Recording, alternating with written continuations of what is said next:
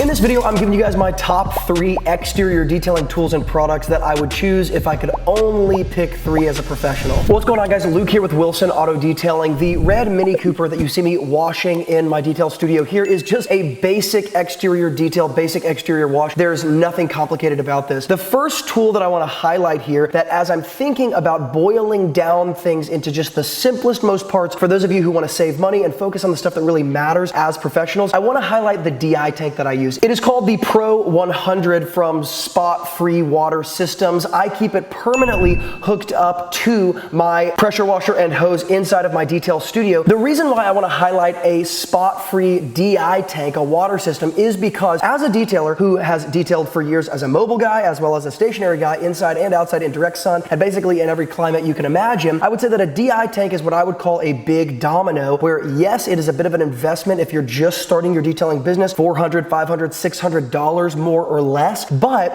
it is going to be one of those rather large purchases that's going to make everything else you do so much easier. The bottom line is that I have learned that when you cut corners in certain areas, you can create a lot more work for yourself rather than saving money like you think you're doing. If you get caught in a scenario as a mobile guy, specifically detailing in the sun, yes, there are ways around using a DI tank, like I've posted videos about Formula 4 spray wax that helps bead up hard water and pull it off of the paint if you're trying to go the cheaper route. The bottom line is simply that if you have a DI tank, you completely eliminate the need to think about this whatsoever. And I cannot overstate how valuable it is to completely eliminate these types of problems. Water spots are a big problem when they happen to the paint, and they are rather difficult to remove, or at least time consuming. If you can eliminate that problem altogether, no matter what type of environment you're in, you're probably going to thank yourself. The second tool that I want to highlight here is nothing more than what a lot of people call a pressure washer upgrade. Whether you're using the Sunjo pressure washer or you're using what I use professionally, which is the Krenzla pressure washer, it's kind of like the top shelf pressure washer for detailers. It doesn't really matter. I'm suggesting you put the MTM short handle pressure washer gun or wand on the end of your pressure washer hose. It's what I use in all of my exterior details. The reason for this is because, like a DI tank makes everything else easier, if you can eliminate using a really long-necked wand on your pressure washer as a detailer, it's going to make things way easier. Number one, it's just not as heavy and it's way less weight to throw around. But number two, it's way more controllable. And number three, it's like a $98 investment that's going to last you for years and years and years, because it's an unbelievably durable product. I throw it around all the time and I've been using it for years. And as a detailer, I want to be able to use something with one hand. I want to be able to use something that I can turn with my wrist. I don't have to engage a bunch of energy in order to do it. That's the second upgrade that I would make. That's going to make everything else easier. The third tool I want to highlight here, and I'm going to kind of combine 2 in 1, is number one,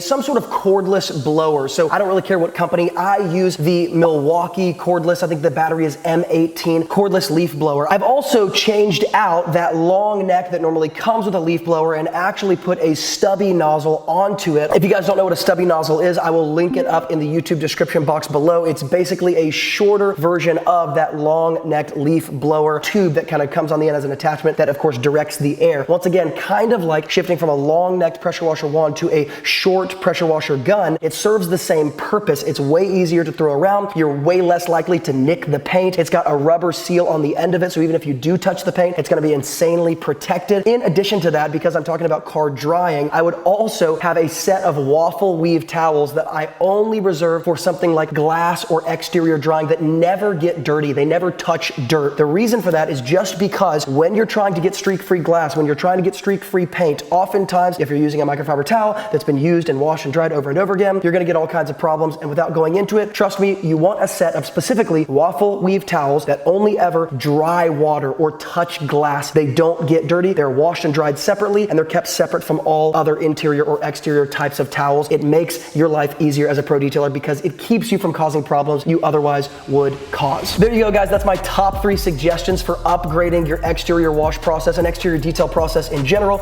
to not only make you faster, but also to just give you a lot less headache. I'll link up all the stuff I talked about here in the YouTube description box below. And if you want a full list of tools and products I suggest for pros, as well as master dilution ratio charts and discounts to everything, check out my free resource, the Pro Detailing Toolbox, in the YouTube description box below as well. And as always, from Luke here at Wilson Auto Detailing, remember, a great detailer is always learning, and I will see you in the next video.